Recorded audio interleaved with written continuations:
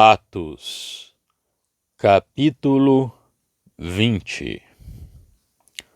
E depois que cessou o alvoroço, Paulo chamou a si os discípulos e, abraçando-os, saiu para a Macedônia.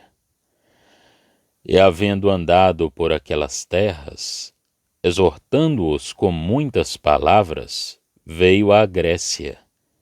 E, passando ali 3 meses, e sendo-lhe pelos judeus postas ciladas, como tivesse de navegar para a Síria, determinou voltar pela Macedônia. E acompanhou-o até a Ásia Sópater de Bereia e dos de Tessalônica, Aristarco e Segundo, e Gaio de Derbe, e Timóteo, e dos da Ásia, Tíquico e Trófimo. Estes, indo adiante, nos esperaram em Troade. E depois dos dias dos pães ázimos, navegamos de Filipos, e em 5 dias fomos ter com eles a Troade, onde estivemos 7 dias. E no primeiro dia da semana, ajuntando-se os discípulos para partir o pão, Paulo, que havia de partir no dia seguinte, falava com eles, e prolongou a prática até a meia-noite. E havia muitas luzes no cenáculo onde estavam juntos.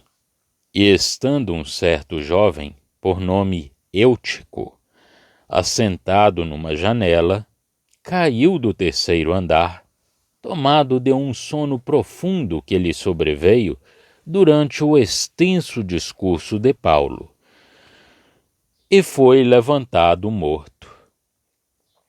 Paulo, porém, descendo, inclinou-se sobre ele e, abraçando-o, disse: Não vos perturbeis, que a sua alma nele está. E subindo, e partindo o pão, e comendo, ainda lhes falou largamente até a alvorada, e assim partiu. E levaram vivo o jovem, e ficaram não pouco consolados. Nós, porém, subindo ao navio, navegamos até Assos, onde devíamos receber a Paulo, porque assim o ordenara, indo ele por terra. E logo que se ajuntou conosco em Assos, recebemo-lo, e fomos a Mitilene. E navegando dali, chegamos no dia seguinte defronte de Quios, e no outro aportamos a Samos, e ficamos em Trogílio. Chegamos no dia seguinte a Mileto, porque já Paulo tinha determinado passar ao largo de Éfeso, para não gastar tempo na Ásia. Apressava-se, pois, para estar, se lhe fosse possível, em Jerusalém no dia de Pentecostes. E de Mileto mandou a Éfeso a chamar os anciãos da igreja. E logo que chegaram junto dele, disse-lhes: Vós bem sabeis, desde o primeiro dia em que entrei na Ásia, como em todo esse tempo me portei no meio de vós, servindo ao Senhor com toda a humildade e com muitas lágrimas e tentações, que pelas ciladas dos judeus me sobrevieram. Como nada que útil seja, deixei de vos anunciar e ensinar publicamente pelas casas, testificando tanto aos judeus como aos gregos a conversão a Deus e a fé em nosso Senhor Jesus Cristo. E agora, eis que, ligado eu pelo Espírito, vou para Jerusalém, não sabendo o que lá me há de acontecer, senão o que o Espírito Santo de cidade em cidade me revela, dizendo que me esperam prisões e tribulações. Mas em nada tenho a minha vida por preciosa, contanto que cumpra com alegria a minha carreira e o ministério que recebi do Senhor Jesus, para dar testemunho do Evangelho da graça de Deus. E agora, na verdade, sei que todos vós, por quem passei pregando o reino de Deus, não vereis mais o meu rosto. Portanto, no dia de hoje, vos protesto que estou limpo do sangue de todos, porque nunca deixei de vos anunciar todo o conselho de Deus. Olhai, pois, por vós, e por todo o rebanho sobre que o Espírito Santo vos constituiu bispos, para apacentardes a igreja de Deus, que ele resgatou com seu próprio sangue. Porque eu sei isto, que, depois da minha partida, entrarão no meio de vós lobos cruéis, que não pouparão ao rebanho, e que dentre vós mesmos levantar-se-ão homens que falarão coisas perversas, para atraírem os discípulos após si. Portanto, vigiai, lembrando-vos de que, durante 3 anos, não cessei, noite e dia, de admoestar com lágrimas a cada um de vós. Agora, pois, irmãos, encomendo-vos a Deus e à palavra da sua graça, a Ele que é poderoso para vos edificar e dar herança entre todos os santificados. De ninguém cobicei a prata, nem o ouro, nem o vestuário. Sim, vós mesmos sabeis que para o que me era necessário a mim e aos que estão comigo, estas mãos me serviram. Tenho-vos mostrado em tudo que, trabalhando assim, é necessário auxiliar os enfermos e recordar as palavras do Senhor Jesus, que disse: mais bem-aventurada coisa é dar do que receber. E havendo dito isto, pôs-se de joelhos e orou com todos eles. E levantou-se um grande pranto entre todos, e lançando-se ao pescoço de Paulo, o beijavam, entristecendo-se muito, principalmente pela palavra que dissera, que não veriam mais o seu rosto, e acompanharam-no até ao navio. Atos, capítulo 20. Logo que a calma é restabelecida em Éfeso, Paulo chama os discípulos, abraça-os e parte para Macedônia. Visita todo este país e depois segue para a Grécia. O princípio da segunda epístola aos Coríntios dá os pormenores desta parte da história do apóstolo. Fica 3 meses na Grécia. Depois, após as ciladas que lhe são preparadas pelos judeus, retorna o caminho da Macedônia, em lugar de se dirigir diretamente à Síria. Em Troade, onde uma porta lhe tinha sido aberta, por ocasião da sua viagem para a Grécia, mas onde o seu afeto pelos coríntios lhe não tinha permitido ficar, passa o primeiro dia da semana, mesmo toda a semana, a fim de ver os irmãos. Vemos aqui a forma habitual da reunião dos fiéis. Reuniam-se para partirem o pão. Vemos ainda que isso se faz habitualmente no primeiro dia da semana. Paulo aproveita esta oportunidade para falar toda a noite à Assembleia, mas a ocasião era extraordinária. A presença e as exortações de um apóstolo não foram suficientes para impedirem o sono de pelo menos um dos assistentes. Não estavam, porém, reunidos em segredo ou em trevas. Havia muitas lâmpadas para iluminarem o cenáculo onde os fiéis se reuniam. Podemos ver, pela natureza do local onde se situava esta assembleia, que as igrejas se não compunham de muita gente. O cenáculo, em Jerusalém, receberia talvez umas 120 pessoas. Por diversas saudações que encontramos nas epístolas, poderemos ajuizar que se reuniam em casas particulares, e provavelmente em várias, se o número dos crentes assim o exigisse. Mas havia somente uma só igreja ou assembleia. Eutico sofre o castigo da sua distração, mas levantando-o de um estado de morte, Deus presta testemunho à sua própria bondade e ao poder de que tinha dotado o apóstolo. Paulo, descendo, inclina-se sobre o jovem, abraça-o e diz que a sua alma ainda está nele.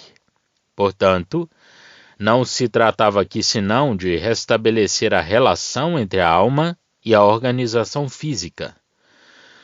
Mas, noutros casos semelhantes, a alma foi obrigada a regressar ao corpo.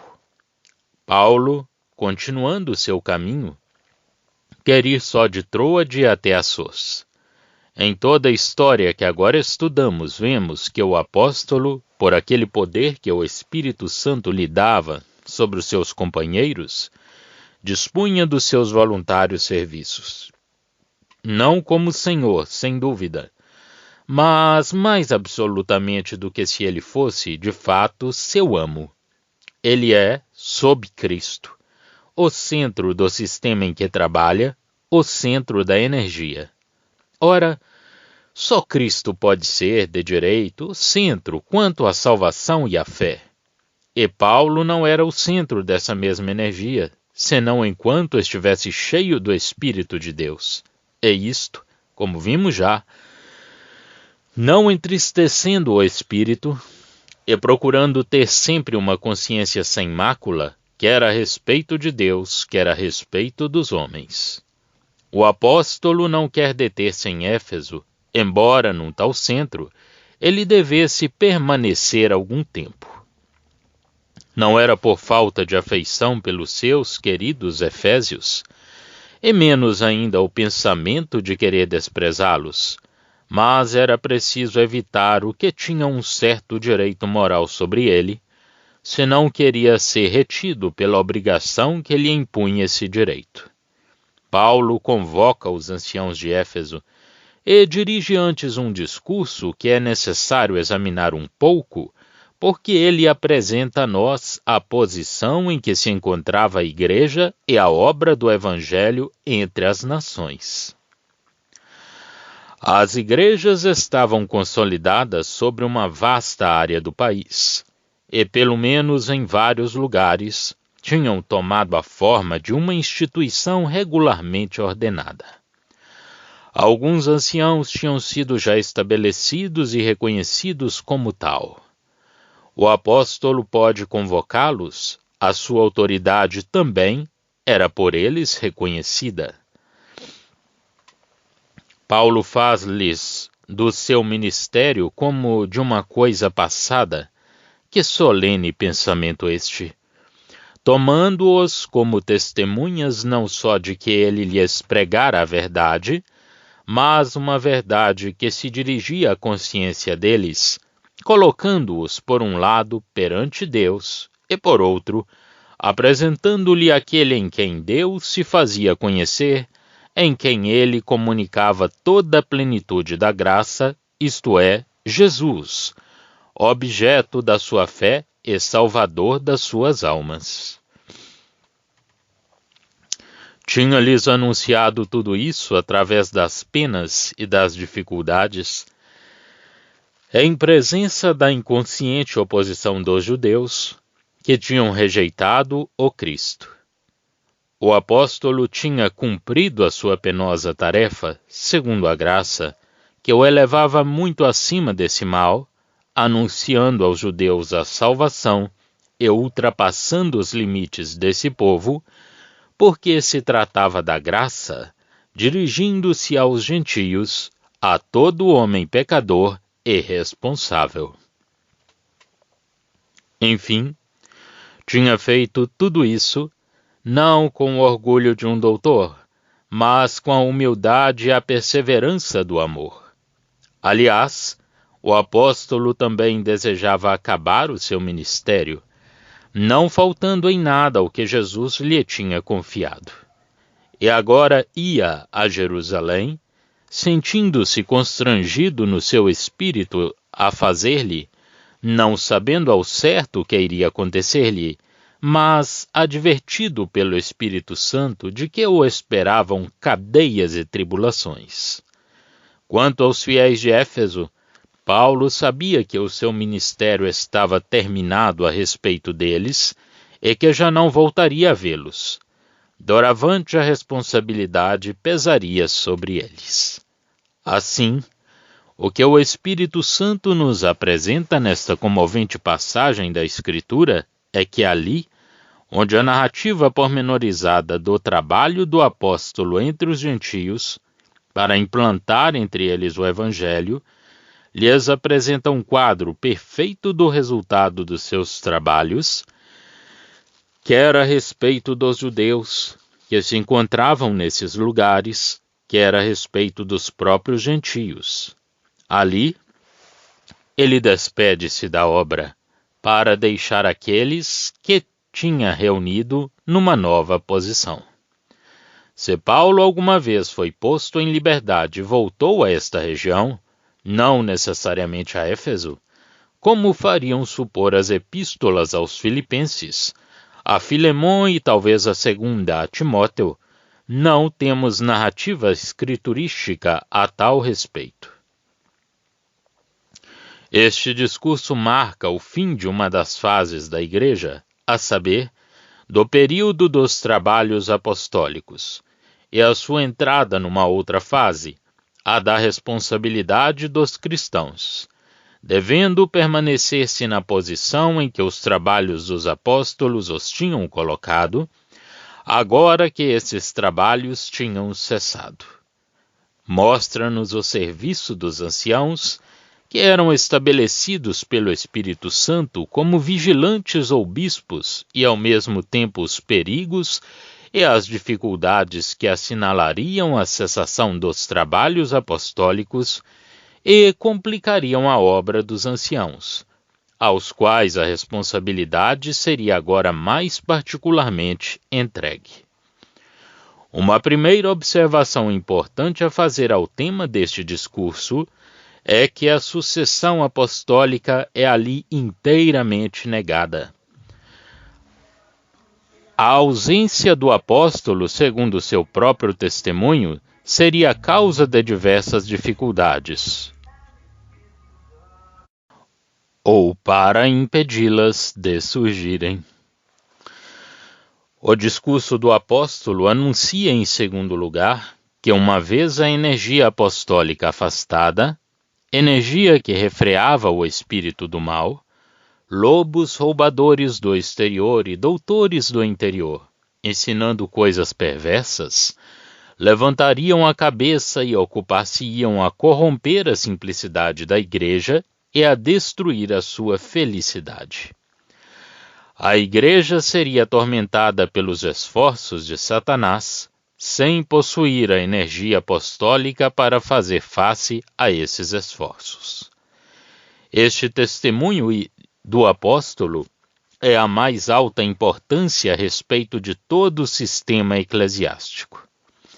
A atenção dos anciãos, aos quais é confiado o cuidado de velar, é dirigida em algum lugar, agora que a igreja já não tem o recurso dos cuidados apostólicos, nem nada que tomasse oficialmente o seu lugar, para ser guardada em paz e garantida do mal. É a eles que compete cuidar da igreja em tais circunstâncias. Em seguida, o que eles tinham principalmente de fazer, para se prevenirem contra o mal, era pastorear o rebanho, velando com este fim, quer sobre eles próprios, quer sobre o rebanho. E para que o fizessem com sucesso, Paulo lembra-lhes como ele próprio os tinha exortado dia e noite com lágrimas, que velassem, pois. O apóstolo não os recomenda nem a Timóteo nem a um bispo, mas sim, é isso de maneira que põe inteiramente de parte qualquer recurso oficial, a Deus e à palavra da sua graça, que bastava para os edificar e para lhes assegurar a herança. Foi, pois, neste ponto que Paulo deixou a igreja. O que ela tem feito a partir daí não é tema de que nos ocupe aqui. Esse João veio, mais tarde, trabalhar nestas regiões. Isso constitui um grande favor de Deus, mas oficialmente não mudava em nada a situação. Os trabalhos de João, salvo as suas advertências às igrejas no Apocalipse, onde se trata do julgamento, tinham em vista a vida individual, o seu caráter e o que a alimentava. Com um profundo e impressionante afeto, Paulo separa-se da igreja em Éfeso. Quem, pois, encheu o vazio que a sua ausência deixou? O apóstolo apela ao mesmo tempo à consciência dos seus auditores, como testemunhas da integridade do seu comportamento durante a sua permanência no meio deles. Os livres trabalhos dos gentios estavam terminados. Pensamento solene e comovente.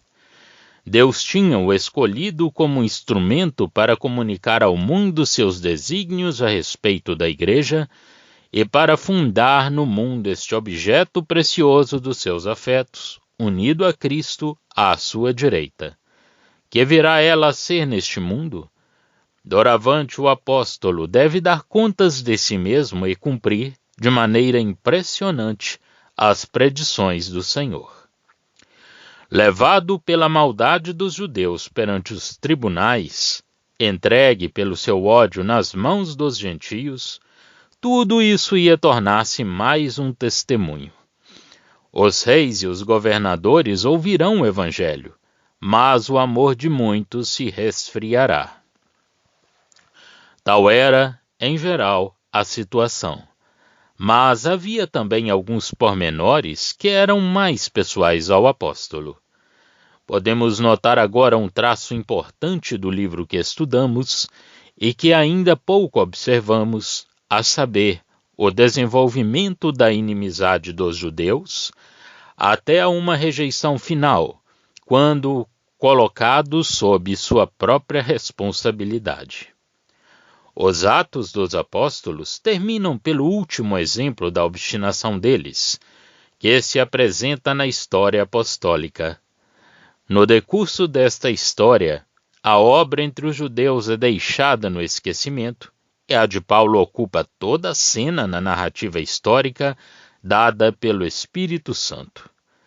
A oposição dos judeus à manifestação da igreja, que substituía esse povo e na qual se apagava a distinção entre os judeus e os gentios, encontra-se a cada passo na carreira do apóstolo.